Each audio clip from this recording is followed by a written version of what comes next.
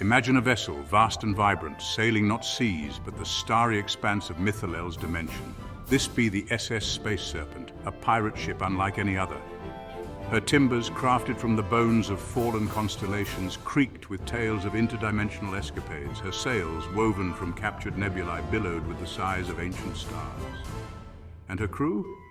A motley bunch of scalawags, scoundrels and scallywags, all drawn together by fate, fortune, or perhaps just a shared love of pixie dust-infused grog. The air crackled with the thrum of magic, a symphony of spells cast and potions brewed. Elven deckhands, their ears tipped with silver rings, scurried to and fro, hoisting the mainsail with shouts that echoed with the music of the spheres. A gruff dwarf, his beard braided with gemstones, manned the helm, his weathered face a testament to countless voyages through the swirling chaos of the multiverse. And from the crow's nest, a wiry kobold, his scales shimmering like emeralds, kept a watchful eye on the ever-shifting horizons of this strange and wondrous realm. But amidst the swashbuckling charm and cosmic wonders, a darkness lurked. Whispers of betrayal and murder snaked through the ship's shadowy corridors, casting a pall over the usual revelry. For on this night, beneath the ghostly glow of distant galaxies, a tale of friendship, treachery, and redemption was about to unfold.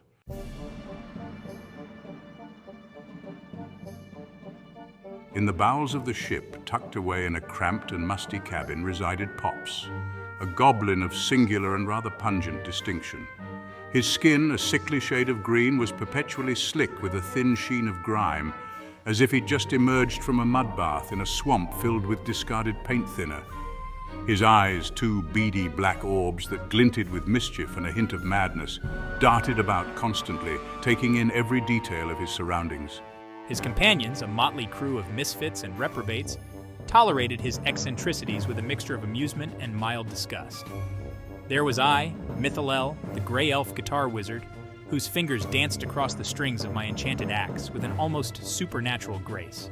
And then there was I, Rim Job, Pops' slimeball confidant, a creature whose very existence seemed to defy the laws of nature and good taste. Little did Pops know that Rim Job, driven by a cowardice that ran deeper than the Marianas Trench, had committed the ultimate betrayal, an act that would send ripples of chaos through their little band of miscreants and set in motion a chain of events that would test the very bonds of their unusual friendship.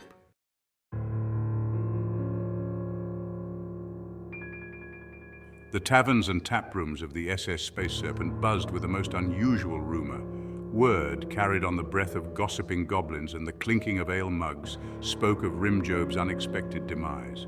Some whispered of foul play, of a shadowy figure who haunted the ship's lower decks, silencing those who dared to cross their path. Others, their voices thick with drink and disbelief, dismissed it as just another tall tale spun by bored spacefarers eager for a distraction from the monotony of their interdimensional voyage. Pops, his green ears twitching at the sound of his slimeball companion's name, tried to ignore the whispers. He'd known Rim Job for what felt like eons, had shared countless cans of pilfered paint and dubious schemes with the slippery creature. The thought of Rim Job meeting an untimely end, especially aboard this vessel of wonders and oddities, seemed as absurd as a sober pirate. Yet a knot of unease tightened in Pops's gut, a sensation as foreign and unwelcome as a bath. Rim Job, for all his flaws, had a knack for self-preservation that rivaled a cockroach's. He wouldn't simply vanish without a trace, not unless something truly extraordinary had occurred. Driven by a growing sense of dread, Pops resolved to uncover the truth. He'd navigate the labyrinthine corridors of the SS Space Serpent, question every shady character and shifty merchant, until he found his missing friend, or at the very least laid to rest the nagging doubts that gnawed at his usually oblivious conscience.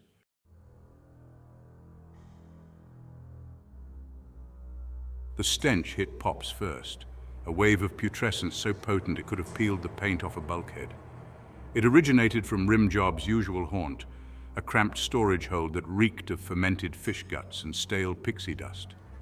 Pops, his stomach churning with a mixture of apprehension and last night's questionable stew, cautiously peered through the grimy porthole. The sight that greeted him sent a shiver down Pops's spine, a chill that had nothing to do with the hold's perpetually frigid temperature. Rimjob, his gelatinous form usually pulsating with a sickly green glow, lay slumped against a crate of overripe space mangoes. His luminescence extinguished, his once vibrant hue faded to a sickly, translucent grey. Flies, drawn by the stench of decay, buzzed lazily around Rimjob's lifeless form, their droning a morbid counterpoint to the rhythmic creaking of the ship. Pops, his mind struggling to reconcile the sight before him with the boisterous, if somewhat slimy, companion he thought he knew, stumbled back from the porthole, his stomach threatening to stage a revolt.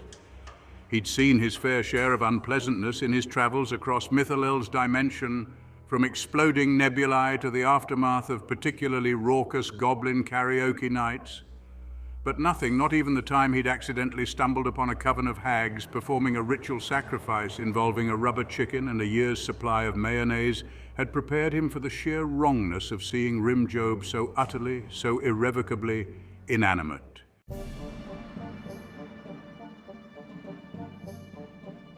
News of Rimjob's unfortunate demise spread through the ship faster than a bad case of space scurvy. Soon the whispers in the taverns turned to hushed pronouncements. The clinking of mugs replaced by the somber tones of those paying their respects, or perhaps just expressing relief that they weren't the ones decomposing in a storage hold. And then there he was, a figure as out of place amidst the chaos of the SS Space Serpent as a penguin in a sauna.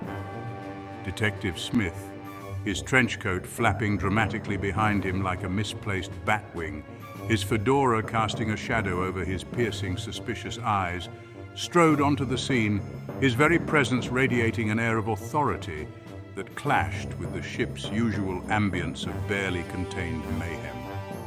Detective Smith, a man of few words but many pointed stares, had a reputation for solving mysteries that would leave even the most seasoned interdimensional detectives scratching their heads and reaching for their magnifying glasses.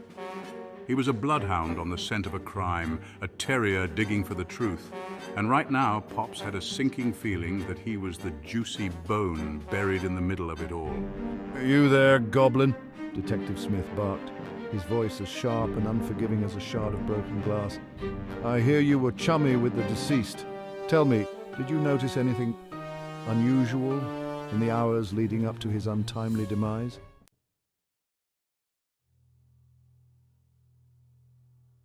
Pop stammered, his mind racing faster than a sugar-crazed gremlin on roller skates. Unusual, nothing out of the ordinary, Detective. Rimjob, he was Rimjob, always up to his eyeballs in some scheme or another, but never anything that would lead to that. He gestured vaguely towards the storage hold, as if the mere mention of Rimjob's unfortunate end might summon his putrid spirit to haunt them all. Detective Smith, his gaze unwavering, narrowed his eyes slightly, a telltale sign that he wasn't buying Pops's act for a nanosecond. Just as Detective Smith was about to launch into a barrage of questions that would surely expose Pops's less than savory activities, a blinding light erupted from the depths of the ship. The deck shuddered violently, tossing crew members and assorted debris about like dice in a cosmic craps game. A chorus of startled yelps and bewildered curses filled the air, momentarily drowning out the rhythmic thrum of the ship's magical engines. "By the beard of Odin's space hamster," roared the dwarf at the helm, clinging to the wheel for dear life. What in the nine hells was that?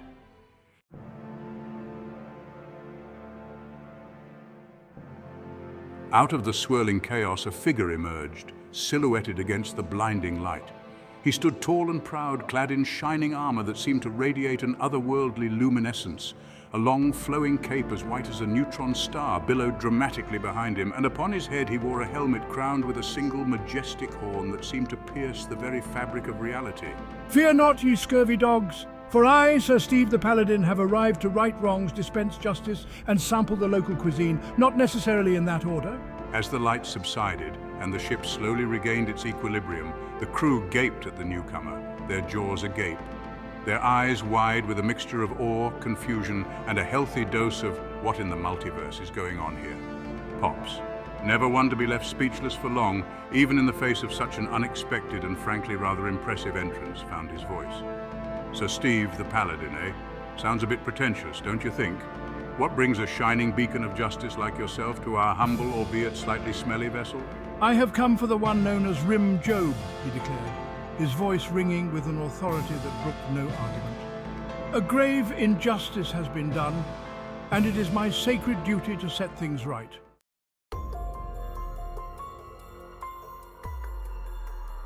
Pops felt a chill run down his spine, colder than a polar bear's nose in a snowstorm. He knew with a certainty that made his stomach churn like a washing machine full of rotten eggs that Sir Steve the Paladin wasn't here to discuss the finer points of interdimensional tax law. Pops forced a chuckle, hoping to mask the growing sense of dread that threatened to consume him like a black hole devouring a particularly unfortunate asteroid field. Pops? You mean that slippery little slime ball? He's gone fishing for space squids. Yeah, that's it. Should be back any millennium now. S3, rim job. Do not trifle with me, Goblin. I sense his presence nearby. He has changed, but his essence remains. Pops's shoulders slumped, his last vestiges of denial crumbling faster than a gingerbread house in a hurricane. He glanced nervously at Detective Smith, who stood nearby, his arms crossed, a knowing smirk playing upon his lips. It seemed Pops's day, which had started badly and taken a nosedive into a cosmic abyss, was about to get a whole lot worse.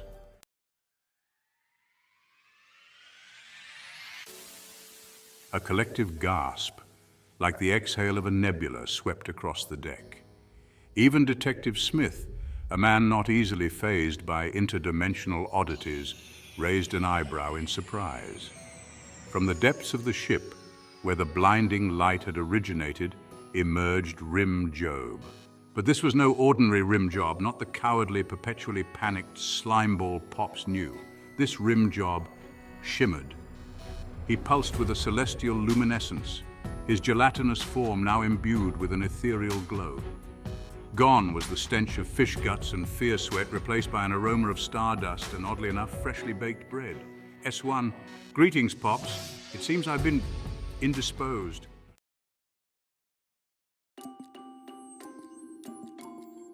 Pops gaped at his transformed friend, unsure whether to faint, flee, or flag down a passing comet to whisk him away from this rapidly unfolding madness. Pops, rim job, is that really you? You look like you got dipped in a vat of liquid starlight and then attacked by a baker with a serious case of the munchies. It appears death agrees with me, old friend. But enough about my new complexion. We have much to discuss, you and I. Matters of trust, of loyalty, and of the peculiar aroma emanating from your socks. Pops glanced nervously at Detective Smith, who watched the exchange with an intensity that suggested he was mentally cataloging every word, every twitch, every bead of sweat that dared to trickle down Pops's grimy brow. This whole resurrection business was throwing a cosmic wrench into Pops's carefully constructed plans to avoid jail time, assuming those plans could even be considered carefully constructed. Pops, look, rim job, old pal, maybe we could discuss this later, eh? Over a pint of pixie dust grog and a plate of those space slugs you're so fond of?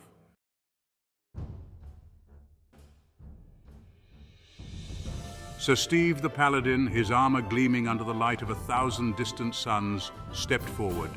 His presence, imposing and undeniably heroic, commanded attention like a black hole attracting unsuspecting asteroids. There will be time for grog and space slugs later, Goblin, he boomed, his voice resonating with an authority that could quiet a room full of hyperactive gremlins hopped up on pixie dust-infused candy. But first, justice must be served. Rim Job has returned from the ethereal plane with a tale of treachery, of betrayal most foul. And I, for one, am not one to let such villainy go unpunished. He fixed Pops with a stare that could curdle milk at 50 paces. It seems, Goblin, that you are at the center of this cosmic conspiracy. Tell me, what do you know of Rim Job's untimely demise? And who, pray tell, is responsible for sending this innocent soul to the great beyond, only to be resurrected by yours truly in a rather impressive display of celestial intervention? Pops swallowed nervously, his throat as dry as a popcorn fart in a sandstorm. He knew, with a sinking feeling that mirrored the trajectory of his rapidly dwindling hopes of avoiding a lengthy stint in an interdimensional prison cell, that this was it. The jig, as they say, was up. He was about to become the star attraction in Sir Steve the Paladin's one goblin crusade for justice, and something told him this paladin wasn't big on plea bargains.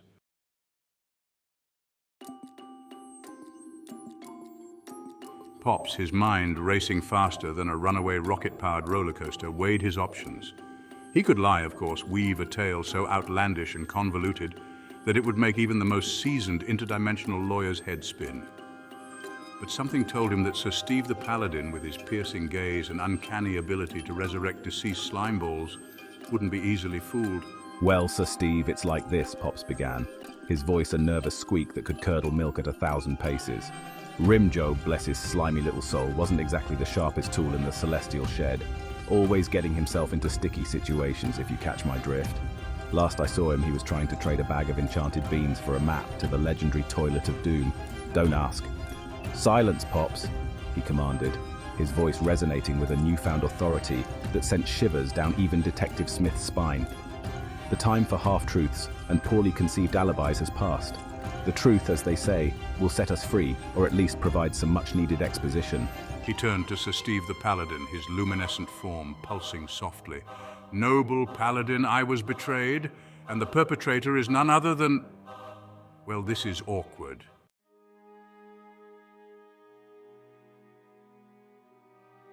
A hush fell over the deck, thick and heavy as a neutron star cake.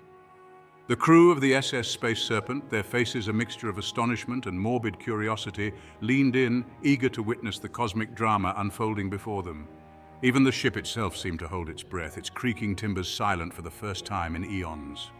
"The one who orchestrated my untimely demise," he finally announced, his voice echoing with a strange mixture of sadness and resignation, "is none other than myself. Or to be more precise, a future version of myself, driven to despair by a particularly nasty case of existential dread and a severe shortage of quality space slug jerky." A collective groan, like the sound of 1,000 disappointed goblins simultaneously realizing they'd left the stove on, swept across the deck. Pops blinked, his jaw hanging open like a malfunctioning drawbridge. Detective Smith, for once, seemed genuinely surprised. Even Sir Steve the Paladin, the epitome of interdimensional law and order, looked momentarily nonplussed. You what?" Pops finally stammered, his voice a mixture of disbelief and a healthy dose of, did he really just say that? "You mean to tell me that you, or rather a future you, offed your past self because of a bad case of the cosmic blues and a hankering for dried space slugs? That's just messed up, Rimjob, even for you."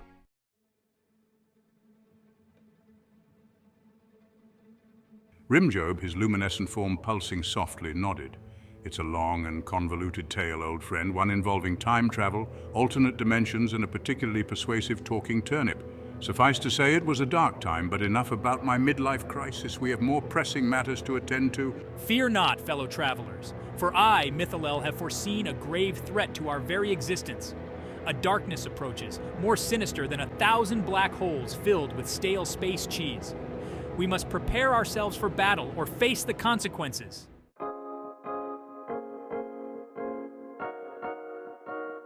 A collective gasp, like the sudden implosion of 1,000 supernovas, swept across the deck. This wasn't just another Tuesday on the SS Space Serpent. This was shaping up to be something far stranger, far more dangerous, and possibly even slightly musical. Sir Steve the Paladin, never one to back down from a challenge, even one involving interstellar cheese-related threats, drew himself up to his full height.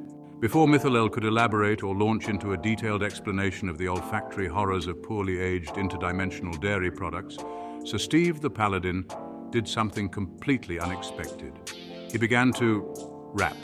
S3, speak plainly, elf, what manner of darkness threatens us? And what, pray tell, does stale space cheese have to do with any of this? Yo, check it, y'all. It's Sir Steve on the mic, dropping rhymes so tight they'll pierce the cosmic night. We got goblins and elves, detectives and slime, facing a threat that's truly out of time.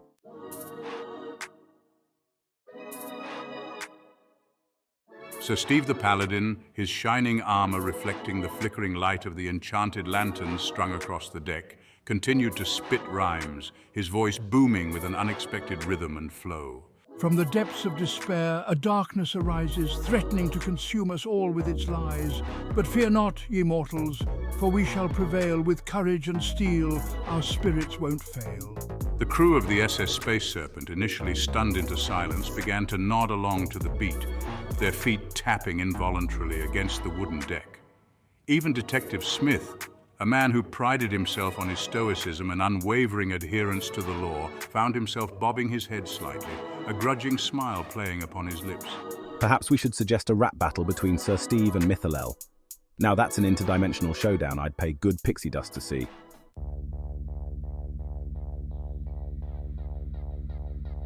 As Sir Steve's rap reached its crescendo, a palpable shift occurred on the deck of the SS Space Serpent. The initial shock and amusement gave way to a grim determination, a shared sense of purpose that transcended species, allegiances, and even fashion choices. "The Paladin speaks truth," he announced, his voice grave but steady. "A darkness approaches, ancient and malevolent. We must prepare ourselves for battle if we are to survive." A flurry of activity swept across the deck as the crew, galvanized by Mythalel's words and Sir Steve's surprisingly catchy rhymes, sprang into action. Elven deckhands scurried about, reinforcing the ship's defenses with enchantments that shimmered like captured starlight. A group of burly dwarves, their faces grim, began loading cannons with explosive rounds of pixie dust-infused gunpowder. Even the ship's cook, a portly ogre with a fondness for spicy space squid stew, could be seen sharpening his cleavers with a gleam in his eye that suggested he viewed the impending threat as an all-you-can-eat buffet. Pops, never one to be left out of the action, even if said action involved potential bodily harm and an uncomfortably high probability of encountering sentient mold, grabbed his trusty can of spray paint. Pops, as narrator. "Time to turn this rust bucket into a work of art," he muttered, a mischievous glint in his green eyes, and by art I mean a weapon of mass distraction. "Eat your heart out, Michelangelo. Pops is about to unleash his masterpiece." The crew of the SS Space Serpent springs into action, preparing for the impending threat. Elves cast protective enchantments, dwarves load cannons, and Pops, ever the artist, grabs his spray paint, ready to contribute in his own unique way.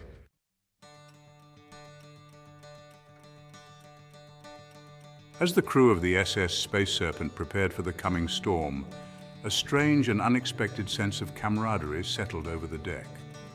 Goblins and elves, dwarves and kobolds, pirates and paladins, all united against a common enemy, their differences momentarily forgotten in the face of a threat that could spell doom for their beloved ship in the very fabric of the multiverse. You know, for a ship full of interdimensional weirdos and suspected felons, this lot doesn't seem half bad when they're not trying to kill each other. Detective Smith, his trench coat billowing dramatically in the cosmic breeze, surveyed the scene with a mixture of professional curiosity and grudging admiration. He'd spent his career chasing criminals and solving mysteries, always maintaining a detached, almost clinical approach to his work. But something about this ragtag bunch of misfits, these unlikely heroes banding together to face the unknown, stirred something within him, a flicker of warmth in his usually cynical heart. Hey, they're all right, I guess. As long as they don't mind a little bit of chaos and the occasional explosion, we get along just fine. Pops, without missing a beat, continued spraying a particularly obscene image of a space slug with a bad case of indigestion.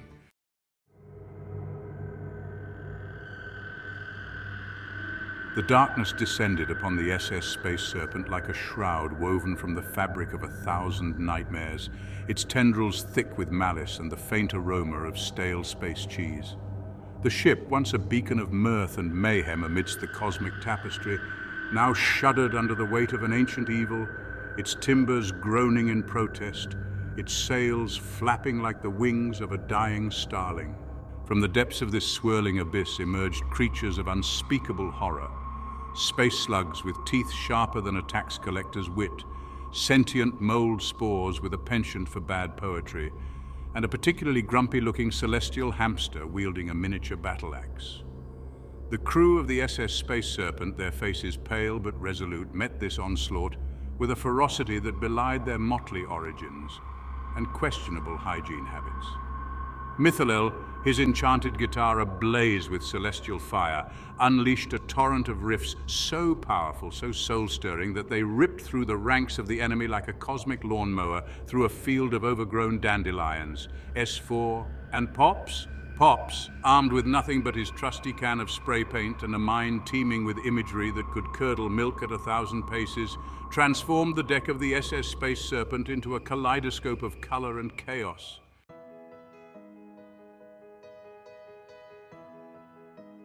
Amidst the chaos and carnage, Rim Job, his gelatinous form shimmering with celestial light, found himself face to face with his past self, the one responsible for his untimely demise.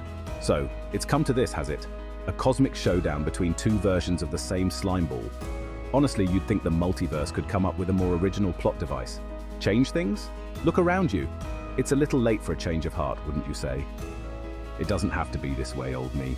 We can still change things, avert the catastrophe that drove you to such desperate measures. It's never too late for redemption. Even the most misguided soul can find their way back from the brink. The two Rim Jobs, identical yet separated by a gulf of experience and a bad case of existential angst, circled each other warily, their luminescent forms casting eerie shadows across the battle-scarred deck.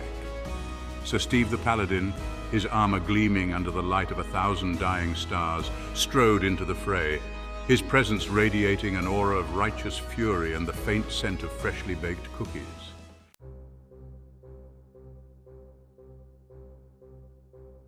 The battle raged on, a symphony of clashing steel, otherworldly shrieks, and Mythalel's face-melting guitar solos.